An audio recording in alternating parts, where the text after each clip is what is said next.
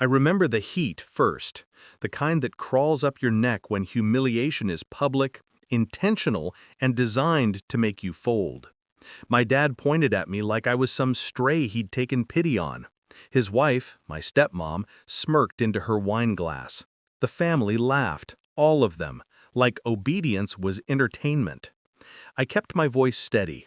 All right. No one noticed the tremor in my fingers. Not fear, focus.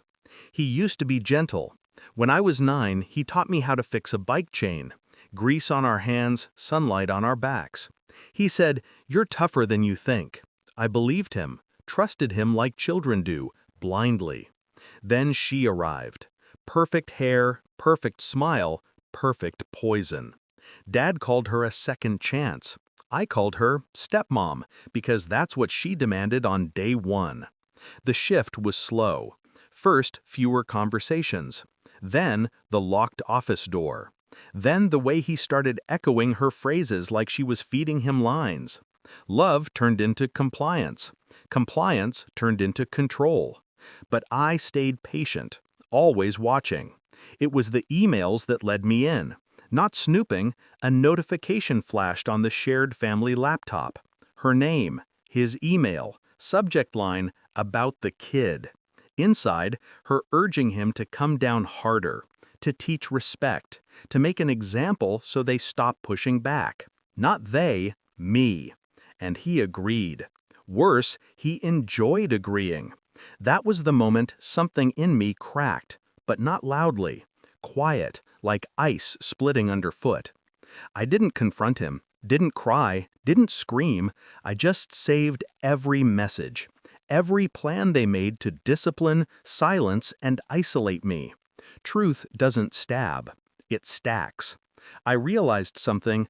They weren't just cruel, they were sloppy. Legally sloppy, financially sloppy, recklessly sloppy. My guardianship paperwork still under review. My dad's tax filings contradictory. Her business built on contracts she didn't fully own. And both of them leaving digital fingerprints everywhere, like toddlers with paint. I didn't want revenge, not at first. I wanted freedom. But freedom often demands precision. So I planned. Quietly. Methodically. The way he used to say he wished I would. Funny how wishes twist back on their owners. First, I collected evidence. Screenshots, emails, voice memos of their late-night conversations through the thin hallway walls. Not rage, records. Second, I contacted my mother's attorney, the lawyer my dad always mocked as useless. He wasn't useless. He was waiting. Turns out, the guardianship was unstable. Their mistreatment was documentable. Their financial negligence? Actionable. Third, I moved my money. The college fund Dad liked to dangle over my head? Turns out, as the beneficiary, I had rights he forgot existed. Money transfers leave paper trails. I followed them.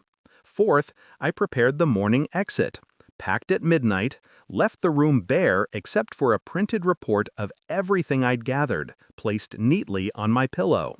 Last step, I told the lawyer to meet me at 8 a.m. sharp. Not dramatic, just necessary. He walked into my room expecting to gloat, expecting fear, submission, the typical morning ritual. Instead, the lawyer stepped past him so fast his jaw clicked shut. "Sir," she said, dropping a stack of files onto his bed, "what have you done?" Dad blinked. Then again, like the world had suddenly become too bright. She read from the top page.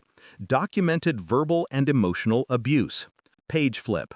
Irregular handling of the minor's financial assets. Page flip. Neglect of required guardianship obligations. Page flip. You'll be hearing from the court by noon.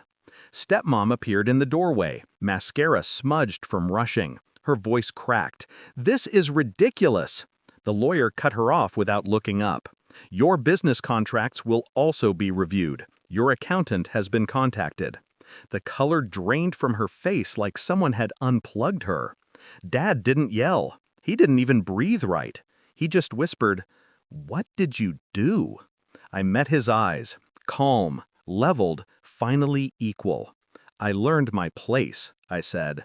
Just not the one you intended. We left together, me and the lawyer. His voice trailed behind us, small, almost childlike. Funny how power evaporates when it turns on itself. By afternoon, I wasn't grounded. By evening, I wasn't living there.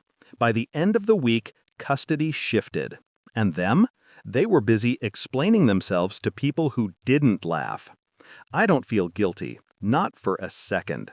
They taught me consequences. They just never imagined they'd be on the receiving end. Justice is quiet, precise, almost gentle, but it lands heavy, and it landed exactly where it needed to.